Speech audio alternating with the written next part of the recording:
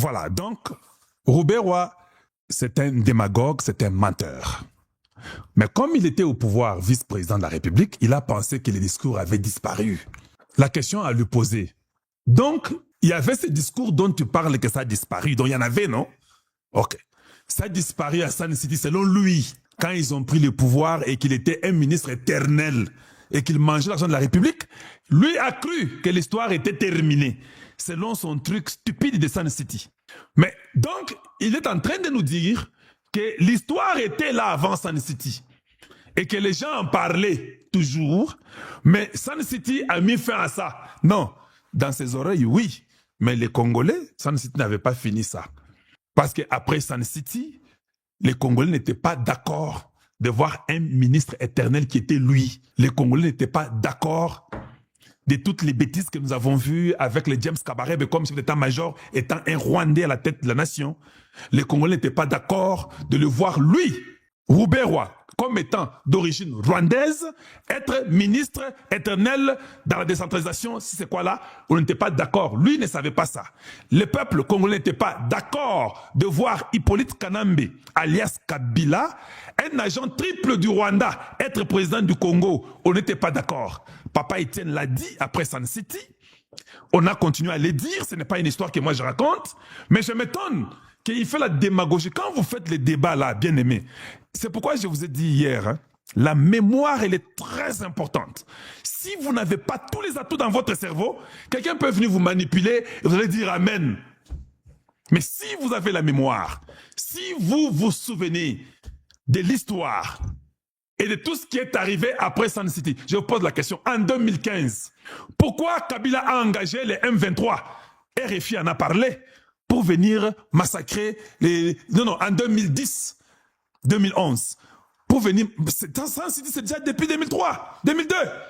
Mais en 2010, avant les élections de 2011, c'est en 2011, je crois, Kabila est en train d'engager les M23 pour venir massacrer les Kinois. Dites-nous en quoi Sun City avait résolu le problème du Congo. Dites-nous, CNDP commence en 2008-2009 avec les gars ici, c'est Mwanga Chuchu. Dites-nous en quoi Sun City de 2002-2003 a résolu le problème de CNDP qui vient et qui réclame la gestion du Nord Kivu et du Sud Kivu. Vous êtes un pays. Vous avez un peuple qui vient du Rwanda qui réclame la gestion du Nord et Sud Kivu. Et vous avez un président rwandais d'origine. Expliquez un peu aux Congolais tout ça. Comment vous pouvez venir seulement chez Boujaker et nous dire « Oh non, Sun City avait résolu ». Donc vous prenez des Congolais comme des imbéciles qui n'ont pas la mémoire, qui n'ont pas l'histoire. C'est ce qui moi qui me fait mal. C'est comme si on balaye toute l'histoire de ces années-là, de 20 ans, on nous dit qu'il y avait la paix, Sun City avait tout résolu. C'est faux. Sun City 2002-2003. En 2006, Jean-Pierre Bemba s'est battu avec des Rwandais qui étaient à Kinshasa pour les déloger, qui sont venus supporter Hippolyte Kanambe.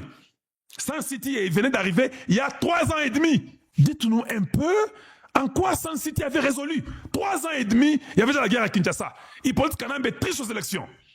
Etienne Tshisekedi refuse de participer aux élections. Il dit non, il n'y a pas le recensement. On ne sait pas qui est congolais, qui n'est pas congolais.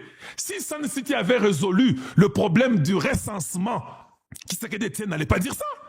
Heureusement que nous existons.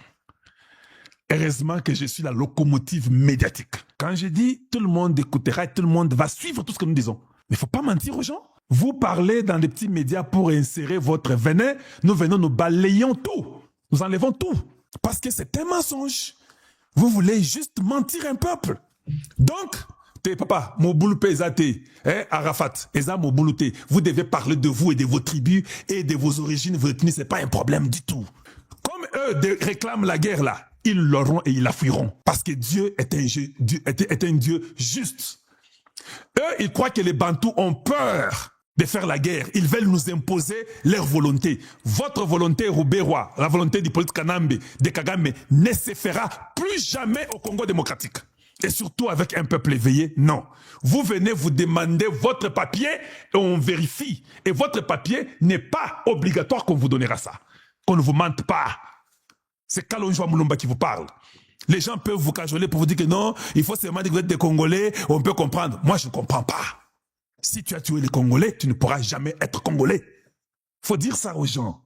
Et si Tshisekedi vous a donné la chance, je crois que c'est la dernière chance. Je dis bien, vous devez être content que Tshisekedi reconnaît les Banyamulenge. C'est votre dernière chance. Mais quand vous prenez les armes, ça ne marchera pas. Vous serez anéantis. Et ce n'est pas un discours de haine.